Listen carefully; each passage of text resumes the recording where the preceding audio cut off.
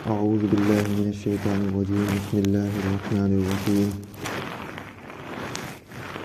جعل الله الكعبة البيت الحرام قياما للناس والشهر الحرام والهدي والقلائد ذلك لتعلموا أن الله يعلم ما في السماوات وما في الأرض وأن الله بكل شيء عليم.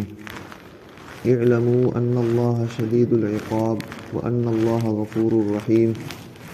ما على الرسول إلا البلاغ والله يعلم ما تبدون وما تكتمون. قل لا يستوي الخبيث والطيب ولو أعجبك كثرة الخبيث فاتقوا الله يا أولي الألباب لعلكم تفلحون.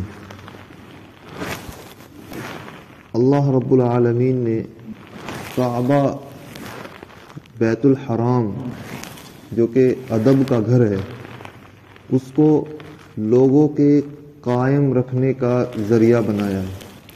اللہ نے کعبہ کو ذریعہ بنایا ہے لوگوں کے قائم رکھنے کا، اور محترم مہینے کو اور اس جانور کو جو کہ حرم میں قربان کیا گیا ہو، اور اس جانور کو جس کے گلے میں پٹا ڈالا گیا ہو قربانی کے لیے. اللہ رب العالمین نے کعبہ حرم ایک محترم چیز بنائی ہے، احترام کے لائق، کہ جو بھی اس میں داخل ہو جاتا ہے وہ امن میں ہوتا ہے. اور یہ اسلام کے بعد سے نہیں بلکہ گزشتہ سے ہی حضرت ابراہیم علیہ السلام کے دور ہی سے یہ بات مسلسل چلی آ رہی ہے کہ وہاں جہاں اتنا تعصب تھا، قبیلوں میں جنگیں ہوا کرتی تھیں اور لوگ آپس میں لڑ مرتے تھے، لیکن اگر کسی کے رشتہ دار کا کوئی قاتل اس کو حرم میں مل گیا تو پھر وہ آنکھ نیچی کر کے گزر جاتا تھا، اس سے بدلہ نہیں لیتا تھا. شکار نہیں کرتے تھے. شکار کرنا جو گزشتہ میں گزرا کہ وہاں شکار کرنا بھی کسی جانور کا جائز نہیں ہے. اگر کسی نے شکار کیا تو وہ مردہ ہوگا اور اس کا کھانا حرام ہوگا. اور اللہ نے کعبہ کو بنایا ہے لوگوں کے قائم رکھنے کا ذریعہ. اس سے یہ بھی ہے کہ جب تک کعبہ دنیا میں موجود ہے اور اللہ رب العالمین کے حضور میں لوگ سجدہ ریز ہیں، اللہ اللہ کر رہے ہیں، تو تب تک دنیا قائم رہے گی. یہ اللہ نے ایسا ایک ظاہری سبب لوگوں کے سامنے رکھا ہے. ایک اخیر زمانے میں ایک بادشاہ آئے گا جو کعبہ کی اینٹ سے اینٹ بجا دے گا. دنیا سے وہ کچھ دن تک ذہنوں میں اس کا تصور باقی رہے گا، اور پھر آہستہ آہستہ وہ تصور بھی ختم ہوتا جائے گا اور حج بیت اللہ ختم ہوتا جائے گا، اور لوگوں کی جانب سے جو عمرہ کرنے جاتے ہیں، حج کرنے جاتے ہیں، وہ آہستہ آہستہ ختم ہوتے چلے جائیں گے. تو پھر دل سے توحید باری کا تصور بھی ختم ہو جائے گا. وہ آخری زمانہ ہوگا جب اس کے بعد پھر قیامت آگی. تو جب تک کعبہ موجود ہے تو دنیا موجود ہے، اور کعبہ جب ختم ہو جائے گا تو پھر دنیا بھی ختم ہو جائے گی. یعنی جب تک وہاں بیت اللہ کا حج ہو رہا ہے اس کے سبب سے توحید باری کا نور دنیا میں موجود ہے، تب تک کہ دنیا باقی ہے. اور سبب یہ اللہ نے سبب یہ کیوں بیان کیا ہے؟ تو اللہ کی مرضی ہے کہ اس نے ظاہری سبب کس کو رکھا ہے. دنیا کی تباہی سے کعبے کا کیا جوڑ ہے؟ تو دنیا کی تباہی سے کعبے کا جوڑ اللہ کی بندگی سے ہے. یہ جوڑ تو ظاہراً معلوم نہیں ہو سکتا کیونکہ ایک معنوی چیز ہے. پانی اگر کسی نے پیا تو اس سے پیاس بجھتی ہے، تو ٹھیک ہے ظاہراً کچھ جوڑ نظر آتا ہے، لیکن حقیقت میں وہاں بھی کوئی جوڑ معنوی طور پر نظر نہیں آتا کہ پیاس کا پانی سے کیا تعلق ہے. ایک پیاس جو انسان کے جذبات ہیں. پانی ایک لکوڈ چیز ہے، تو جذبے کا ختم ہونا ایک لکوڈ چیز سے یہ معنوی طور پر تو کیسے سمجھ آتا ہے؟ یہ صلاحیت پانی میں رکھی کس نے ہے کہ وہ اس جذبے کو ختم کر دے انسان کے اندر سے؟ تو جس نے پانی میں وہ صلاحیت رکھی ہے کہ وہ انسان کے اندر سے پیاس کے جذبے کو ختم کر دے، اور کھانے میں یہ صلاحیت رکھی ہے کہ وہ بھوک کے جذبے کو انسان کے اندر سے ختم کر دے، تو اس نے کعبے کے اندر بھی یہ صلاحیت رکھی ہے اور اس کو یہ سبب بنایا ہے کہ جب تک وہ موجود ہے دنیا میں تو دنیا قائم ہے اور لوگ حیات ہیں، اور نظام حیات اسی طرح چلتا رہے گا. اور جب کعبہ اس دنیا سے ختم ہوگا تو پھر وہ قیامت کے قریب ہوگا، اور پھر اس کے بعد حکم فرما دیا جائے گا کہ اب سور پھونکا جائے. ایک تو یہ معنی ہے.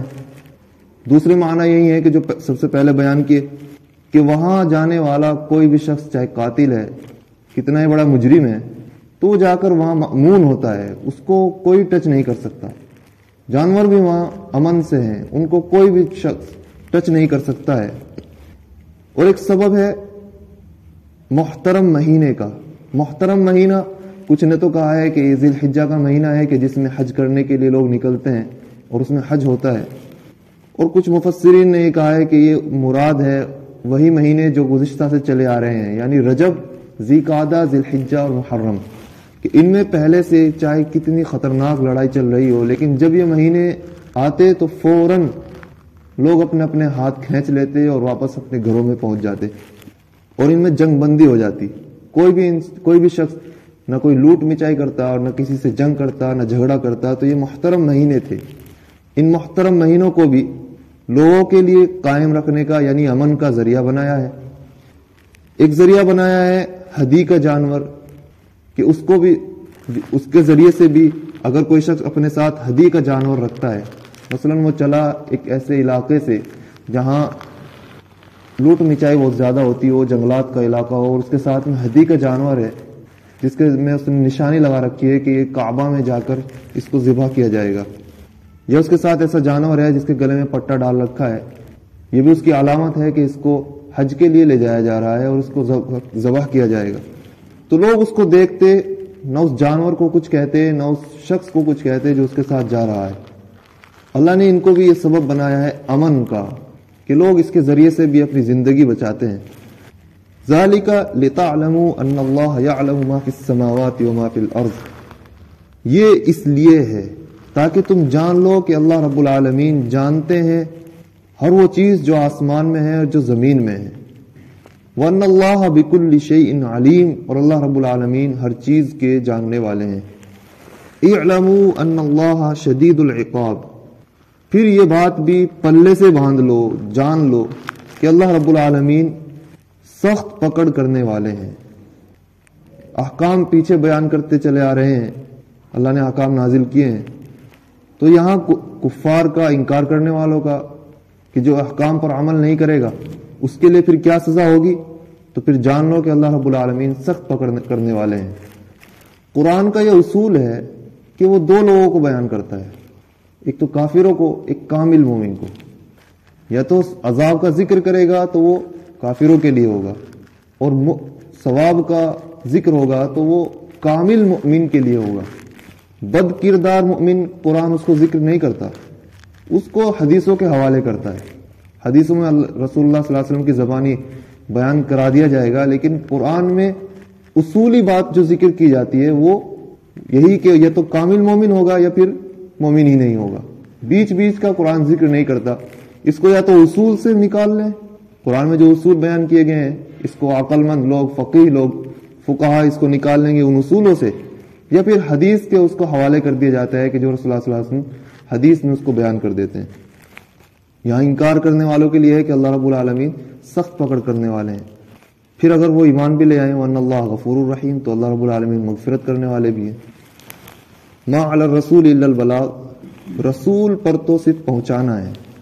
رسول نہ تو کسی کے لیے زبردستی کریں گے, اور اللہ نے بھی کسی کے لیے زبردستی نہیں کی. کائنات کو اس نے اسی طرح بنایا ہے کہ کافروں کو بھی وہی کھانے کو مل رہا ہے, مومنین کو بھی مل رہا ہے. دنیا کا استعمال جس قدر مومن کر رہے ہیں دوسرے لوگ بھی کر رہے ہیں. خود اللہ رب العالمین نے بھی کسی پر جبر نہیں کیا ہے, تو رسول کو بھی جابر بنا کر نہیں بھیجا, داروغہ بنا کر نہیں بھیجا. تو رسول کے ذمے صرف پہنچا دینا ہے. واللہ یعلم ما تبدون وما تکتمون, پھر اللہ رب العالمین جانتے ہیں کہ جو تم چھپاتے ہو اور جو تم ظاہر کرتے ہو.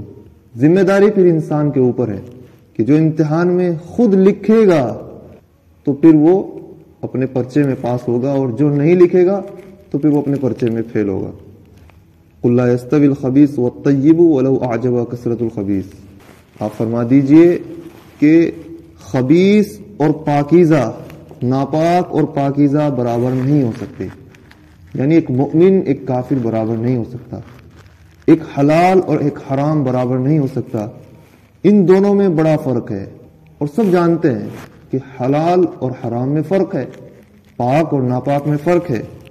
وَلَوْ أَعْجَبَكَ كَثْرَةُ الْخَبِيثِ، اگرچہ تجھ کو برائی کی کثرت تعجب میں ڈالے، حیرت میں ڈالے، تجھ کو بھائے، اگرچہ تجھ کو برائی کی کثرت بھائے۔ برائی عام طور پہ زیادہ انسان کو دکھتی ہے، گانا بجانا، ڈھول تاشے، انسان کا اس میں جی بہت لگتا ہے، بھاتی ہے انسان کو۔ لیکن جو برائی ہے وہ برائی ہے، جو حلال ہے وہ حلال ہے۔ حلال اور حرام برابر نہیں ہو سکتے۔